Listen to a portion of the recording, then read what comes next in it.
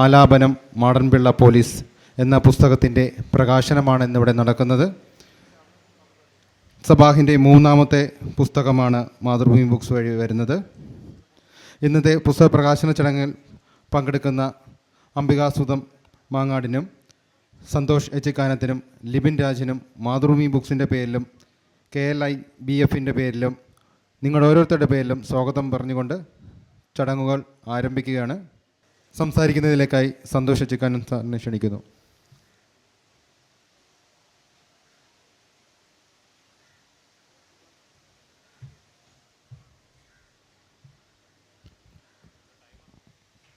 ബഹുമാനപ്പെട്ട ശ്രീ അംബികാസുധൻ മാങ്ങാട്, പിന്നെ എൻ്റെ പ്രിയപ്പെട്ട സുഹൃത്തും എഴുത്തുകാരനുമായ ശ്രീ ലിബിൻ രാജ്, പിന്നെ എൻ്റെ സഹോദര തുല്യനും അതുപോലെ തന്നെ സുഹൃത്തും കൂടിയായ ഈ പുസ്തകത്തിൻ്റെ രചയിതാവ് ശ്രീ സബാഹ്, വേദിയിരിക്കുന്ന മറ്റ് വിശിഷ്ട വ്യക്തികളെ, എൻ്റെ മുമ്പിലിരിക്കുന്ന എൻ്റെ പ്രിയപ്പെട്ടവരെ. കാരണം സബാഹിനെ എനിക്ക് ഒരു ഫോൺ വിളിയിലൂടെ തുടങ്ങിയ ഒരു ബന്ധമാണ് ഞാനും സബാഹുമായിട്ടുള്ളത്. ഏകദേശം ഒരു 10-18 വർഷം മുമ്പ് എന്നെ ഒരു പാതിരാത്രിക്ക് സാഹിത്യം സംസാരിക്കാൻ വേണ്ടിയിട്ട് വിളിച്ച ഒരാളാണ്. അപ്പോൾ അന്ന് തുടങ്ങിയ ബന്ധമാണ്. പക്ഷെ അന്നൊന്നും സബാഹ് എഴുതുന്നുണ്ടായിരുന്നില്ല. പക്ഷേ എനിക്ക് അന്നേ തോന്നിയിട്ടുണ്ട്, കാരണം ഇദ്ദേഹം എന്നെങ്കിലും എനിക്ക് ഒരു വെല്ലുവിളിയായി സാഹിത്യ രംഗത്തേക്ക് വരുമെന്ന ഒരു ഭയം എനിക്കുണ്ടായിരുന്നു. അപ്പോൾ ആ ഭയം അന്വർത്ഥമായ ഒരു ദിവസം കൂടിയാണ് ഇന്ന് എന്ന് കൂടി ഞാൻ നിങ്ങളോട് പറയുകയാണ്. കാരണം ഇതിനു മുമ്പ് സബാഹ് എഴുതിയത്, അതായത് സബാഹ് ഒരു ഭയങ്കര ഒറേഷ്യസ് ആയിട്ടുള്ളൊരു റീഡറാണ്. കാരണം എനിക്ക് തോന്നുന്നു എന്നെക്കാടൊക്കെ കൂടുതൽ വായിക്കുന്ന ഒരാളാണ്. ഇംഗ്ലീഷും മലയാളവും എല്ലാം തന്നെ വായിക്കുകയും സാഹിത്യത്തിൻ്റെ കൂടെ നിരന്തരമായിട്ട് സഞ്ചരിക്കുകയും എഴുത്തിൻ്റെ ഒരു ഭ്രാന്ത് മനസ്സിൽ സൂക്ഷിച്ചുകൊണ്ട് നടക്കുന്ന ഒരു വ്യക്തിയും കൂടിയാണ്. അപ്പോൾ അത് എന്നെങ്കിലും ഒരു ദിവസം അത് പുറത്തേക്ക് വന്നേ തീരൂ. ആ ഭ്രാന്ത് നമ്മുടെ ആത്മാവിലുണ്ടെങ്കിൽ അത് എന്നെങ്കിലും അതൊന്ന് പുറത്തേക്ക് വന്നേ തീരൂ. അപ്പോൾ അത് പുറത്തേക്ക് വരാൻ കുറച്ച് വൈകിയെന്ന് മാത്രമേ ഉള്ളൂ. അങ്ങനെയാണ് സബാഹ് ആദ്യമായിട്ട് പൊയ്ക എന്ന് പറയുന്ന ഈ നോവൽ എഴുതുന്നത്.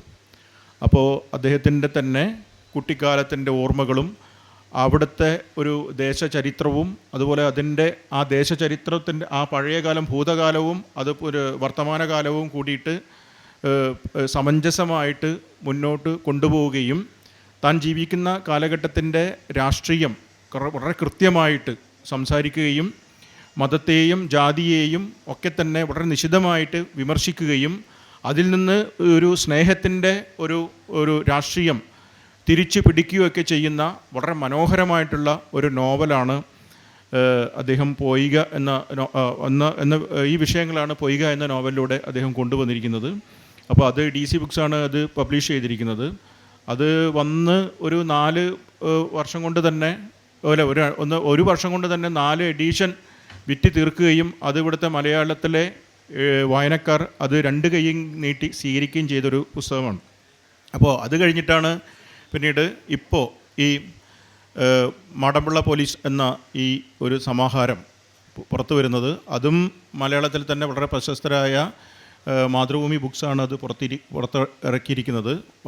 വളരെ നല്ല കഥകൾ. അതിൽ പ്ലാവ് അല്ലേ പ്ലാവ് അല്ല കഥയുടെ പേര്, സ്പർശം എന്ന് പറയുന്ന കഥ. ഒരു പ്ലാവിനെ കുറിച്ചിട്ടുള്ള, ഒരു വീടിൻ്റെ മുമ്പിലുള്ള ഒരു പ്ലാവിനെ കുറിച്ചിട്ടുള്ള ഒരു കഥയാണ്. വളരെ മനോഹരമായിട്ടുള്ള ഒരു കഥയാണത്. അപ്പോൾ ഇങ്ങനെ വളരെ ലളിതമായ ഭാഷയിൽ, ആർക്കും മനസ്സിലാവുന്ന ഭാഷയിൽ, അത് ലളിതമായിട്ട് എഴുതുക എന്ന് പറയുന്നതാണ് ഏറ്റവും ബുദ്ധിമുട്ടുള്ള കാര്യം. അപ്പോൾ വളരെ ലളിതമായ ഭാഷയിൽ എഴുതിയ ഒരു കൃതിയാണ് ഈ ചെറുകഥാ സമാഹാരമാണ്. ഇതിൽ ഒരു കൂട്ടം നല്ല കഥകളാണ് ഇതിനകത്തുള്ളത്. പിന്നെ ഇവിടെ ഇരിക്കുന്നത് അംബികാസുധൻ മാങ്ങാടാണ്. അംബികാസുധൻ മാഷിനെ കുറിച്ച് പറയണ്ട, കാരണം എന്നെ എഴുത്തുകാരനാക്കിയതിൽ ഒരു വലിയ കറുത്ത കൈയാണത്, എന്നെ എഴുത്തുകാരനാക്കിയതിൽ. കാരണം ഞാൻ കവിതയിലൂടെ പോകുമ്പോൾ എന്നെ കൈപിടിച്ച് കഥയിലേക്ക് കൊണ്ടുവരികയും എന്നും ഒരു വലിയ കാലത്തെ ഞാൻ സ്റ്റുഡൻറ്റും കൂടിയായിരുന്നു, അദ്ദേഹത്തിൻ്റെ സ്റ്റുഡൻറ്റും കൂടിയായിരുന്നു. അപ്പോൾ ഒരു വലിയ ഒരു ആത്മബന്ധം ഞങ്ങൾ തമ്മിലുണ്ട്. പിന്നെ ലിബിൻ രാജും സാബയെ പോലെ തന്നെ എൻ്റെ വളരെ അടുത്ത സുഹൃത്തും സഹോദരനും തുല്യമായിട്ടുള്ള ഒരാളാണ് ലിബിൻ രാജ്. ലിബിൻ രാജ് ഒരു IAS ഓഫീസറാണ്. പക്ഷേ IAS കാരൻ എന്നുള്ളതല്ല അതിൻ്റെ ഇത്. അതിനപ്പുറത്ത് ഞങ്ങൾ തമ്മിലുള്ള ബന്ധം എന്ന് പറയുന്നത് എഴുത്തിലൂടെ തന്നെയുള്ള ബന്ധമാണ്. തീന്മേശ ഞാൻ ലിബിനെ വായിക്കുന്നത് ലിബിൻ്റെ പാഠം 1 ആത്മവിശ്വാസം എന്ന ഒരു അദ്ദേഹത്തിൻ്റെ ആത്മകഥ കുറിപ്പിനോട് സമാനമായ ഒരു പുസ്തകം വായിച്ചിട്ട് ഭയങ്കര ഇൻസ്പയർഡ് ആയിട്ടാണ് ഞാൻ അങ്ങോട്ടാണ് വിളിക്കുന്നത് ലിബിനെ. കാരണം അതൊരു കത്തുന്ന ജീവിതമാണ് അതിനകത്തുനിന്നുള്ളത്. അതിനകത്ത് നിന്ന് ആ കത്തുന്ന ജീവിതത്തിൻ്റെ അകത്ത് നിന്ന് ഒരു വലിയ ഒരു ആത്മവിശ്വാസത്തിൻ്റേതായ ഒരു ജീവിതം ഉണ്ടാക്കിയെടുത്ത ഒരു മനുഷ്യനാണ് യഥാർത്ഥത്തിൽ ലിബിൻ രാജ്. അദ്ദേഹത്തിൻ്റെ തീന്മേശക്കുറിമാനം എന്ന് പറയുന്ന പുസ്തകം, അതുപോലെ തന്നെ മലയാളത്തിലെ എണ്ണം പറഞ്ഞ നോവലിൽ ഒന്നാണ്, എല്ലാവരും എടുത്ത് വായിക്കേണ്ട ഒരു നോവലാണ് മാർഗരീത്ത എന്ന് പറയുന്ന നോവൽ. ഇവിടെ ഉണ്ടാവും, അത് നിങ്ങളെല്ലാവരും തന്നെ ആ നോവൽ വായിക്കണം. വളരെ വ്യത്യസ്തമായ നോവലാണ് അത്. എനിക്ക് തോന്നുന്നത് വളരെ വ്യത്യസ്തമായ, എനിക്ക് തോന്നുന്നു ഈ ആനന്ദിനൊക്കെ ശേഷം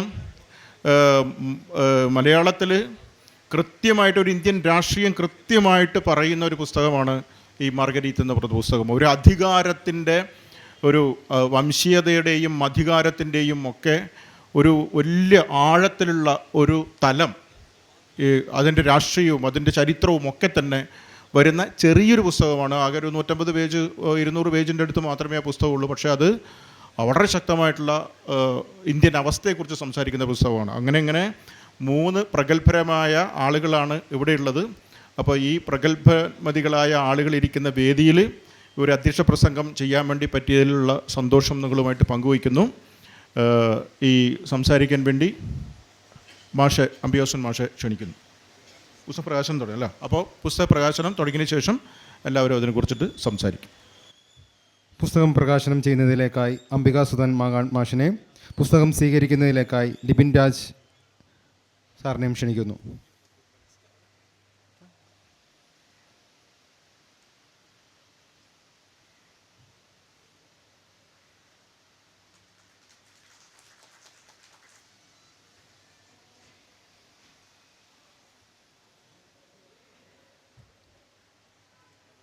സംസാരിക്കുന്നതിലേക്കായി അംബികാസുധൻ മാങ്ങാൻ മാഷിനെ ക്ഷണിക്കുന്നു.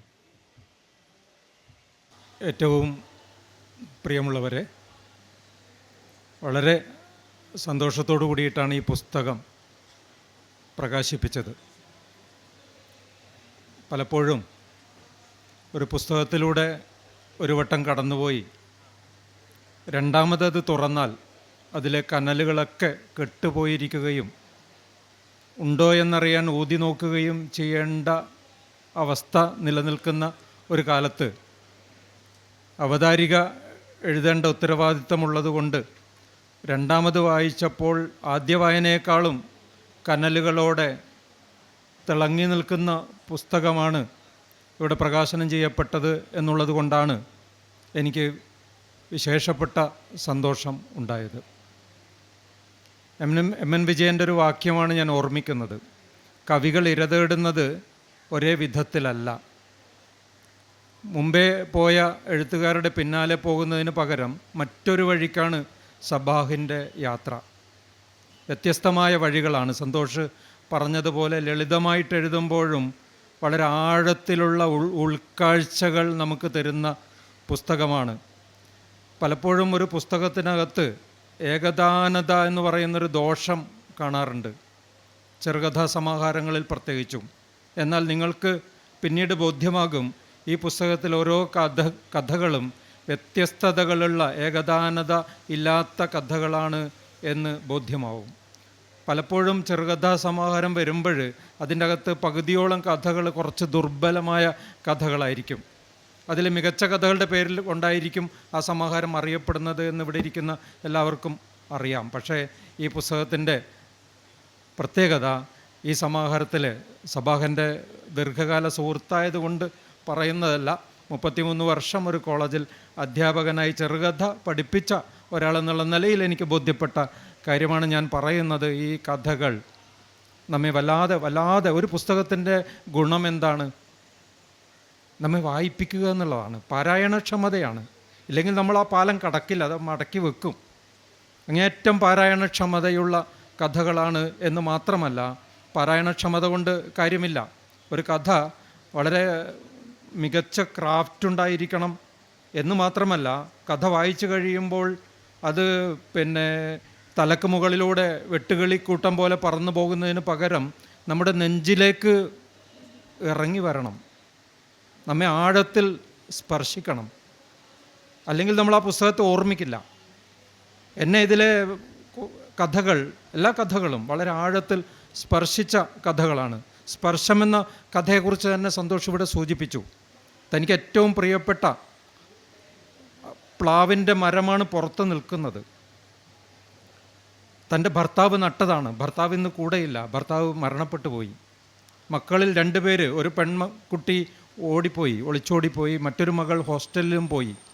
അതിഭയങ്കരമായ ഏകാന്തതയിൽ ഈ ചെറുപ്പക്കാരി, നിർമ്മല എന്നാണ് പേര്, ഈ നിർമ്മല എന്ന ഈ സ്ത്രീ തറയിൽ പായ വിരിച്ച് തൻ്റെ അതിഭീകരമായ ഏകാന്തതയിൽ തപിച്ചു കിടക്കുമ്പോൾ തന്നെ ആരോ സ്പർശിക്കുന്നതായിട്ട് ഈ സ്ത്രീക്ക് തോന്നുകയാണ്. നോക്കിയപ്പോൾ വീടിൻ്റെ പുറത്ത്, വീടിനോട് ചേർന്ന് ഭർത്താവ് പണ്ട് നട്ട ആ പ്ലാവിൻ്റെ മരത്തിൻ്റെ വേര് തറ പൊട്ടിച്ച് വന്നിട്ട് ഈ സ്ത്രീയുടെ കൈ പിടിക്കുന്നതാണ്.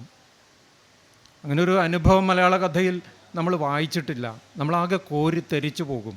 ഈ ഒരു സ്നേഹത്തിൻ്റെ, അത് നിരുപാധികമായ ഒരു സ്നേഹത്തിൻ്റെ വലിപ്പമാണ്. അങ്ങനെ ഒരു വലിപ്പം നമ്മൾ ദർശിച്ചിട്ടില്ല. അതൊരു അപൂർവതയാണ്, മലയാളത്തിലൊരു അപൂർവതയാണ് ഇങ്ങനെയുള്ളൊരു നിരുപാധിക സ്നേഹത്തിൻ്റെ. ഈദ് മുബാറക്ക് എന്ന് പറയുന്നൊരു കഥയുണ്ട് ഇതിൻ്റെ അകത്ത്. ആദ്യം വായിച്ചപ്പോൾ എൻ്റെ കണ്ണ് നിറഞ്ഞു.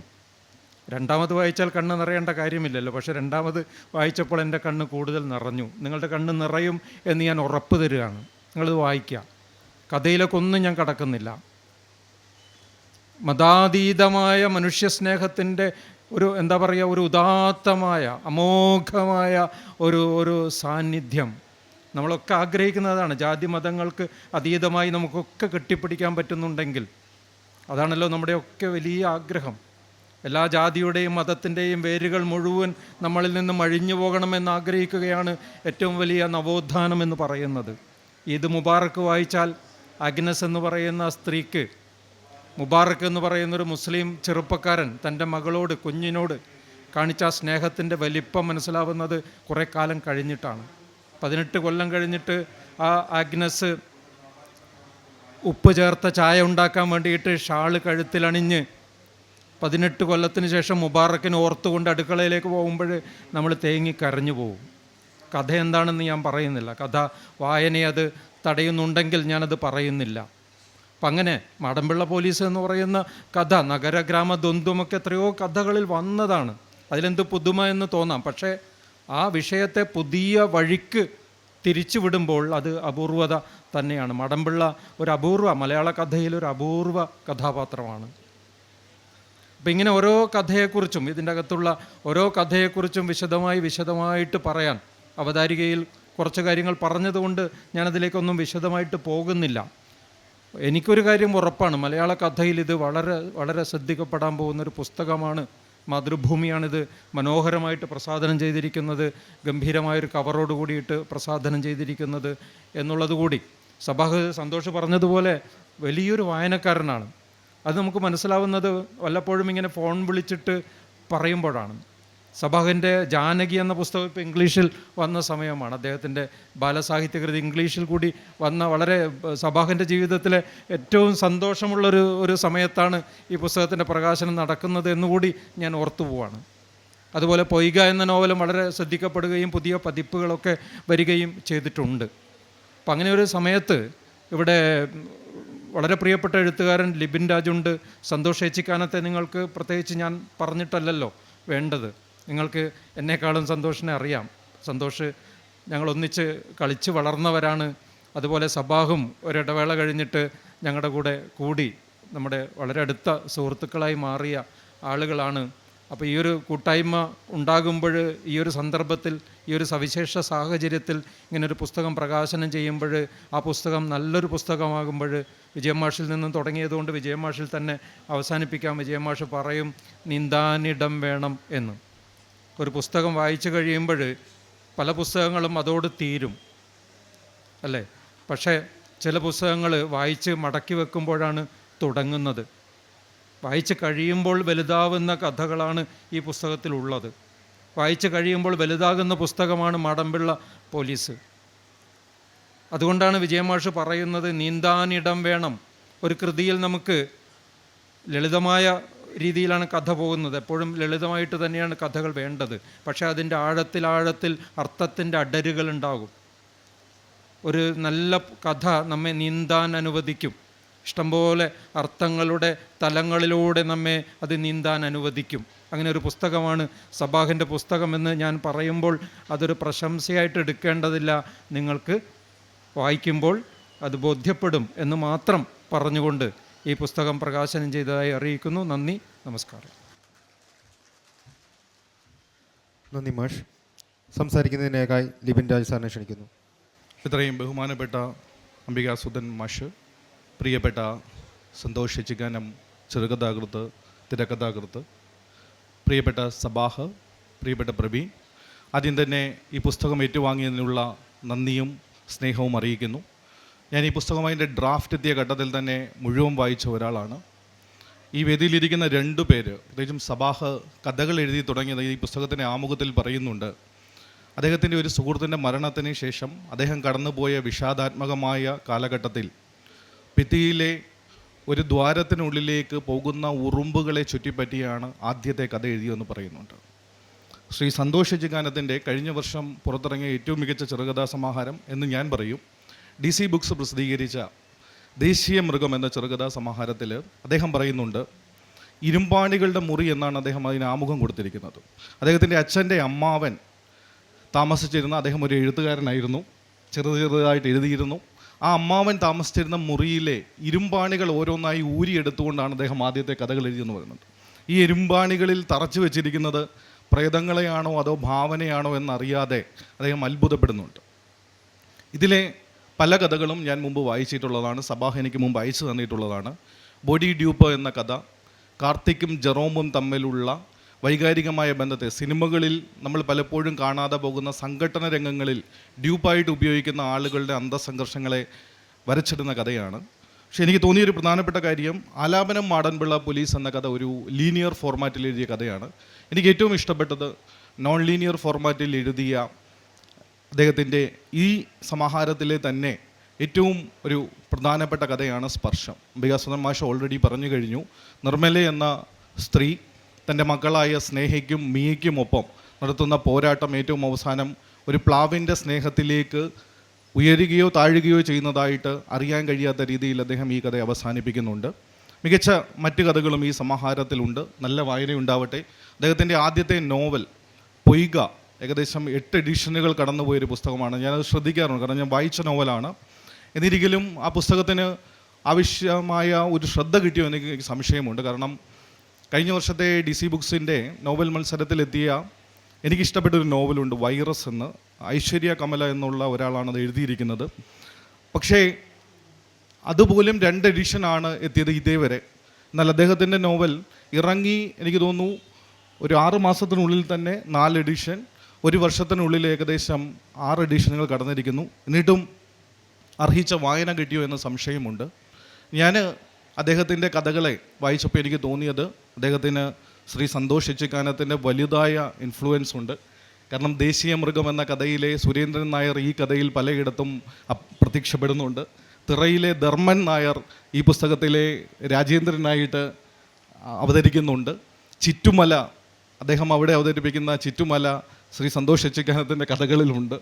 ശ്രീ സന്തോഷ് ചിക്കാനത്തിൻ്റെ കഥകളിൽ ഞാൻ പലപ്പോഴും ഞാനിപ്പോൾ അത് സൂചിപ്പിക്കുകയായിരുന്നു. കഴിഞ്ഞ വർഷം ലോകത്തിറങ്ങിയ ഏറ്റവും മികച്ച ചെറുകഥാ സമാഹാരമെന്ന് വാഴ്ത്തപ്പെടുന്ന ഗോസ്റ്റ് റൂട്ട്സ് ബൈ പെമി അഗൂഡ, ആദ്യത്തെ കഥ ഗോസ്റ്റ് റൂട്ട്സ് അദ്ദേഹത്തിൻ്റെ മിസാറു എന്ന ഈ ദേശീയ മൃഗത്തിലെ ചെറുകഥയോട് ഏറെ സാമ്യം പുലർത്തുന്ന ഒരു കഥയാണ്. അദ്ദേഹം വായിച്ചിട്ട് കൂടി ഉണ്ടാവില്ല. സോ ആ കഥയെടുത്ത് വായിക്കണം. കാരണം ലോകത്തിൻ്റെ 2 ഭാഗത്ത് ചൈനീസ് ചെറുകഥാകൃത്തായ കാൻഷുവിൻ്റെ സ്നേക്ക് ഐലൻഡ് എന്ന കഥയുമായി അദ്ദേഹത്തിൻ്റെ ഡ്രാക്കുള എന്ന കഥയ്ക്ക് സാമ്യമുണ്ട് എന്ന് എനിക്ക് തോന്നിയിട്ടുണ്ട്. അപ്പോൾ ലോകത്തിലെ പല എഴുത്തുകാരെയും ലോകത്തിൻ്റെ മറ്റൊരു ഗ്ലോബിൻ്റെ മറുവശത്ത് എഴുത്തുകാർ എഴുതിക്കൊണ്ടിരിക്കുമ്പോൾ നമ്മുടെ കൊച്ചു കേരളത്തിലുള്ള എഴുത്തുകാർ അവരുമായി മാനസികമായി താതാത്മ്യം പ്രാപിക്കുന്നുണ്ട് എനിക്ക് തോന്നുന്നുണ്ട്. ഒരുപക്ഷേ പെമി അഗൂഡ എഴുതിയ ഗോസ്റ്റ് റൂട്ട്സും കാൻഷു കഴിഞ്ഞ തവണത്തെ നോബലിൻ്റെ അവസാന ലിസ്റ്റിലുണ്ടായിരുന്ന ആളാണ്. കാൻഷു ഉറപ്പായിട്ടും ചൈനീസ് ചെറുകഥാകൃത്തുകാരിയാണ്. സോ ചെറുകഥയിലൂടെ നോബൽ പ്രൈസിലെത്താം എന്ന് തെളിയിച്ച ഒരാളാണ് കാൻഷു എന്നല്ല അവരുടെ ഉച്ചാരണം, CANZUE, സാൻഷുവ എന്നാണ് ചൈനീസ് ഭാഷയിൽ അവരുടെ ഉച്ചാരണം. അതുകൊണ്ട് തന്നെ ശ്രീ സന്തോഷ് എച്ചിക്കാനത്തിൻ്റെ കഥകൾക്ക് നോബൽ പ്രൈസ് കിട്ടാൻ പോകുന്ന ഒരു എഴുത്തുകാരിയുടെ കടയുടെ അത്ര കനമുണ്ട്. അതോടൊപ്പം തന്നെയുള്ള ആ കനത്തിലേക്ക് ശ്രീ സബാഹം എത്തിച്ചേരുമെന്ന് ഉറപ്പാണ്. അദ്ദേഹത്തിന് വീണ്ടും വീണ്ടും എഴുതാൻ കഴിയട്ടെ എന്ന് ആശംസിച്ചുകൊണ്ട് ഈ പുസ്തകം ഏറ്റുവാങ്ങിയുള്ള നന്ദി അറിയിച്ചുകൊണ്ട് നിർത്തുന്നു. നന്ദി, നമസ്കാരം. നന്ദി സാർ. മറുപടിക്കായി സബാഹിനെ ക്ഷണിക്കുന്നു. എല്ലാവർക്കും നമസ്കാരം. വളരെ അടുത്തറിയുന്ന ആളുകളുടെ ഒരു സദസ്സിൽ വെച്ചാണ് ഈ ആലാപനം മാടമ്പിള്ള പോലീസ് എന്ന് പറയുന്ന ഈ പുസ്തകം പ്രകാശനം ചെയ്യപ്പെട്ടിട്ടുള്ളത്. ഇവിടെ ഇരിക്കുന്നതിൽ മിക്കവാറും ആളുകളെ എനിക്ക് കാണാം ജാനകിയും പൊയ്കയുമൊക്കെ വായിച്ച ആളുകളാണ്. എന്നെ വ്യക്തിപരമായി അറിയുന്ന, എൻ്റെ പുസ്തകങ്ങൾ വായിച്ചിട്ടുള്ള, ഞാൻ എഴുതുന്ന ലിറ്ററേച്ചർ എന്താണെന്ന് അറിയാവുന്ന, വളരെ അടുപ്പം ചെന്ന ഒരു ഓഡിയന് മുമ്പിൽ, ഒരാൾക്കൂട്ടത്തിന് നടുവിൽ പുതിയൊരു പുസ്തകം പ്രകാശനം ചെയ്യുവാൻ അവസരം കിട്ടുക എന്ന് പറയുന്നത് ഏതൊരാളെയും സംബന്ധിച്ച് വളരെ വലിയ ഭാഗ്യമുള്ളൊരു കാര്യമാണ്, സന്തോഷമുള്ളൊരു കാര്യമാണ്. ഈ സന്തോഷത്തോടൊപ്പം തന്നെ എനിക്ക് അതിൻ്റേതായിട്ടുള്ള ഒരു ആകുലതയും ഒരു ടെൻഷനുമൊക്കെ ഉണ്ട്. ഈ പുതിയ പുസ്തകം എങ്ങനെയാണ് സ്വീകരിക്കപ്പെടാൻ പോകുന്നത് എന്നുള്ളത്. ഈ പുസ്തകത്തിൻ്റെ കവർ മാതൃഭൂമി ബുക്സിൽ നിന്നും എനിക്ക് അയച്ചു തന്ന സമയത്ത് ഞാനിത് സോഷ്യൽ മീഡിയയിൽ ഷെയർ ചെയ്തിട്ടുണ്ടായിരുന്നു. ആ സമയത്തൊരു ചെറിയ കുറിപ്പ് എഴുതിയിട്ടാണിത് ഷെയർ ചെയ്തത്. ആ കുറിപ്പിലൊരു വരിയിൽ ഞാൻ പറയാൻ ശ്രമിച്ചൊരു കാര്യം ഇതാണ്: ഉള്ളിലേക്ക് വീഴുന്ന ഒരു ചെറിയ കരടിനെ, ഒരു ഫോറിൻ ബോഡിയെ, ഒരു ചിപ്പി എന്ന് പറയുന്ന സംഗതി അതിൻ്റെ അസ്വസ്ഥതയെ റെസിസ്റ്റ് ചെയ്യാൻ വേണ്ടിയിട്ട്, അതിൽ നിന്ന് രക്ഷപ്പെടാൻ വേണ്ടിയിട്ട് അതിൻ്റെ ശരീരത്തിനകത്തു നിന്നും ചില ദ്രാവകങ്ങൾ ഉൽപ്പാദിപ്പിച്ച് സംരക്ഷിച്ച് പിടിക്കാറുണ്ട്, പൊതിഞ്ഞു പിടിക്കാറുണ്ട്. പക്ഷേ കുറേ ദിവസം കഴിയുമ്പോൾ ആ ചിപ്പിക്കുള്ളിൽ ആ ദ്രാവകം അതിന് ചുറ്റും കട്ട പിടിച്ച് ഒരു മനോഹരമായിട്ടുള്ള ഒരു മുത്തായി മാറുകയാണ്. ആ മുത്തിൻ്റെ പൂർണ്ണത എത്തുന്ന ദിവസം ആ ചിപ്പിയുടെ അവസാനവുമാണ്. അതിൻ്റെ പള്ള തുറന്നിട്ടാണ് ആ മുത്തിനെ പുറത്തെടുക്കുന്നത്. എൻ്റെ ഉള്ളിൽ ഏതൊക്കെയോ നിമിഷങ്ങൾ വീണിട്ടുള്ള ചിന്തകൾ, സ്വപ്നങ്ങൾ, പകുതി വഴിക്ക് ഞാൻ ഞെട്ടി ഉണർന്ന സ്വപ്നങ്ങൾ, മോഹങ്ങൾ, സങ്കടങ്ങൾ, നിരാശകൾ, പ്രതിഷേധങ്ങൾ, പ്രതിഷേധിക്കാൻ കഴിയാത്തതിലുള്ള സങ്കടങ്ങൾ, അമർഷങ്ങൾ, ഏറ്റവും ഒടുക്കത്തെ പ്രാന്തുകളൊക്കെ ഉള്ളിൽ വന്ന് ഇങ്ങനെ മനസ്സിനോടും ശരീരത്തിനോടും ആത്മാവിനോടും ഹൃദയത്തിനോടുമൊക്കെ സംസാരിച്ച് അതിൻ്റെയൊക്കെ കൂർത്ത മുനകൾ വന്ന് ഹൃദയത്തിൻ്റെയും മനസ്സിൻ്റെയും ചുമരുകളിൽ ഇങ്ങനെ തൊട്ട് അസ്വസ്ഥമാക്കാൻ തുടങ്ങുമ്പോൾ ഇതിനെയൊക്കെ ഒരു ദിവസം പിടിച്ച് പുറത്താക്കണമെന്ന് ഞാൻ ആഗ്രഹിക്കും. പലപ്പോഴും ഇവരോടൊക്കെ കയർക്കും, പലപ്പോഴും ഇവരോടൊക്കെ തർക്കിക്കും, സങ്കടപ്പെട്ടൊന്ന് ഒഴിഞ്ഞു പോകാൻ വേണ്ടി നമ്മൾ കെഞ്ചി നോക്കും. എന്നാലൊന്നും അവർ പോവില്ല. ആ നേരത്ത് ഞാൻ കണ്ടെത്തിയൊരു ഉപായമാണ് ഇവരുടെയൊക്കെ തോളിൽ കൈയിട്ട് പിടിച്ചിട്ട്, ഈ കൊച്ചുങ്ങളെയൊക്കെ നമ്മൾ പള്ളിപ്പെരുന്നാളിന് കൊണ്ടുപോകുന്ന കണക്ക് ചെറിയ വസ്ത്രങ്ങളൊക്കെ ഇട്ട്, പറ്റുമെങ്കിൽ ഒരു കൂളിംഗ് ഗ്ലാസും ഒരു ഹാറ്റും കയ്യിൽ 2 തോക്കുമൊക്കെ കൊടുത്ത് പുറത്തേക്ക് ഇറക്കി വിടുക എന്നുള്ളത്. അങ്ങനെ എൻ്റെ ഉള്ളിൽ നിന്നും ഞാൻ വളരെ നയത്തിൽ പിടിച്ച് പുറത്തിറക്കി വിട്ട 9 ആശാന്മാരാണ് ഇത്. ഈ സമാഹാരത്തിനകത്തുള്ള 9 കഥകൾ. വരയ്ക്കുന്നതും അങ്ങനെ തന്നെയാണ്. നമ്മുടെ കാഴ്ചയുടെ ഉള്ളിലേക്ക് വരുന്ന ഒരു ചതുരം, അതിൻ്റെ ചതുരത്തിനകത്തേക്ക് വരുന്ന വെളിച്ചത്തിൻ്റെ പാറ്റേണുകൾ, നിറങ്ങൾ, അതുപോലെ തന്നെ അതിനകത്തുള്ള ഒബ്ജക്ട്സിൻ്റെ വിന്യാസങ്ങൾ, അതൊക്കെ നമ്മളെ ഇങ്ങനെ വല്ലാതെ കൊതിപ്പിച്ചുകൊണ്ടേയിരിക്കുമ്പോൾ ഒരു ദിവസം കണ്ണാടിപ്പെട്ടിക്കകത്തിരിക്കുന്ന അലുവ കഷ്ണത്തിനെ പോലെ, അതിങ്ങനെ എണ്ണ പുരട്ടിയ അലുവ കഷ്ണത്തിനെ പോലെ അതിനോട് കൊതി തോന്നുമ്പോൾ ഇതിനെ വരച്ചല്ലാതെ ഒഴിവാക്കാൻ പറ്റില്ല എന്ന് തോന്നുന്ന നിമിഷത്തിലാണ് കടലാസിലേക്കും ക്യാൻവാസിലേക്കും ഇത് പകർത്തുന്നത്. ഇത് വളരെ മനസ്സിനും അതുപോലെ തന്നെ തലയ്ക്കും ശരീരത്തിനുമൊക്കെ വളരെ സ്ട്രെയിനുള്ളൊരു പരിപാടിയാണെങ്കിലും ഇത്തരത്തിൽ എഴുതുകയും വായിക്കുകയും വരയ്ക്കുകയും ഒക്കെ ചെയ്യുമ്പോൾ ഇതിൻ്റെ സമ്മർദ്ദങ്ങളും സംഘർഷങ്ങളും വേദനകളെക്കാളും ഉപരിയായിട്ട് ഈ ഒരു കഷ്ടപ്പാടിനെ ഞാൻ ആസ്വദിക്കുന്നു എന്നുള്ളത് കൊണ്ടാണ് ഞാനിത് എഴുതിയിട്ടുള്ളത്. കഴിഞ്ഞ ദിവസം ഇവിടെ സംസാരിച്ച എം മുകുന്ദൻ സാറ് അദ്ദേഹം പറഞ്ഞു, പുതിയ സോഷ്യൽ മീഡിയ കാലഘട്ടത്തിൽ എഴുത്തുകാർ അവർ എഴുതിയിട്ടുള്ള ലിറ്ററേച്ചറിനേക്കാൾ മേളിൽ അവരുടെ ഒരു ഇമേജ് ക്രിയേറ്റ് ചെയ്യാൻ ശ്രമിക്കുന്ന ഒരു സമയമാണ്. ശരിക്കും എഴുത്തുകാരൻ്റെ ഇമേജ് എന്ന് പറയുന്നത് എഴുതിയിട്ടുള്ള ലിറ്ററേച്ചറാണ് അവനെ ആൾക്കൂട്ടത്തിൻ്റെ നടുവിലേക്ക് കൊണ്ടുവന്നിട്ട് ഇതാ എന്നെ എഴുതിയ എഴുത്തുകാരൻ വന്നിരിക്കുന്നു എന്ന് പറയേണ്ടത്. തീർച്ചയായും ഈ പുസ്തകം ഞാൻ പ്രതീക്ഷിക്കുന്നത് നിങ്ങളുടെ നടുവിലേക്ക് ഇത് എഴുതിയ എഴുത്തുകാരൻ വന്നിരിക്കുന്നു എന്ന് പറഞ്ഞ് എൻ്റെ കൈ പിടിച്ചു കൊണ്ടുവരേണ്ട പുസ്തകമാണ്. അതിനുള്ള ക്വാളിറ്റി ഉണ്ടാകണമെന്ന് ഞാൻ ആത്മാർത്ഥമായി ആഗ്രഹിക്കുന്നു. അതുകൊണ്ട് തന്നെ ഈ പുസ്തകത്തിൻ്റെ വായന, അതിനെക്കുറിച്ചുള്ള അഭിപ്രായങ്ങൾ, ആത്മാർത്ഥമായിട്ടുള്ള ഫീഡ്ബാക്കുകൾ, കമൻറ്റുകളൊക്കെ ഞാൻ കാത്തിരിക്കുന്നു.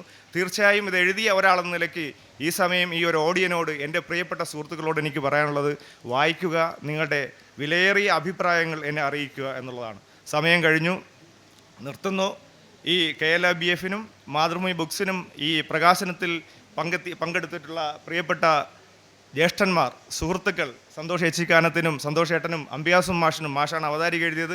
അതുപോലെ തന്നെ പ്രിയപ്പെട്ട ലിബിൻ രാജ്, ഏത് നേരം വിളിച്ചാലും അദ്ദേഹത്തിൻ്റെ ഒരു സ്വാഭാവികമായിട്ടുള്ള എപ്പോഴെങ്കിലുമൊക്കെ ഉള്ള ഒരു ചാറ്റിൽ പോലും ഒരു വളരെ അധികം ഒരു പോസിറ്റിവിറ്റി നമ്മളിലേക്ക് പമ്പ് ചെയ്ത് കടന്നു പോകുന്നൊരു മനുഷ്യനാണ്. ഇത്തരത്തിലുള്ള ഒരു വലിയ സുഹൃത്ത് സംഘത്തിൻ്റെ കൂടെ ഇത്തരത്തിൽ എന്നെ ഏറ്റവും അടുത്തറിയുന്ന എൻ്റെ സഹപ്രവർത്തകരുടെ മുന്നിൽ വെച്ച്, എൻ്റെ സുഹൃത്തുക്കളുടെ മുന്നിൽ വെച്ച്, എൻ്റെ കുടുംബാംഗങ്ങളുടെ മുന്നിൽ വെച്ച് ഈ പുസ്തകം പ്രകാശനം ചെയ്യാൻ കഴിഞ്ഞതിൽ വലിയ സന്തോഷമുണ്ട്. എല്ലാവർക്കും, എൻ്റെ സഹപ്രവർത്തകർക്കും സുഹൃത്തുക്കൾക്കും വേദിയിലും സദസ്സിലും ഇരിക്കുന്ന എല്ലാവർക്കും കേരള ലെജിസ്ലേച്ചർ ഇൻ്റർനാഷണൽ ബുക്ക് ഫെസ്റ്റിവലിനും എൻ്റെ ആത്മാർത്ഥമായി നന്ദി അറിയിക്കുന്നു. മാതൃഭൂമി ബുക്സിനും എൻ്റെ നന്ദി അറിയിക്കുന്നു. നന്ദി, നമസ്കാരം.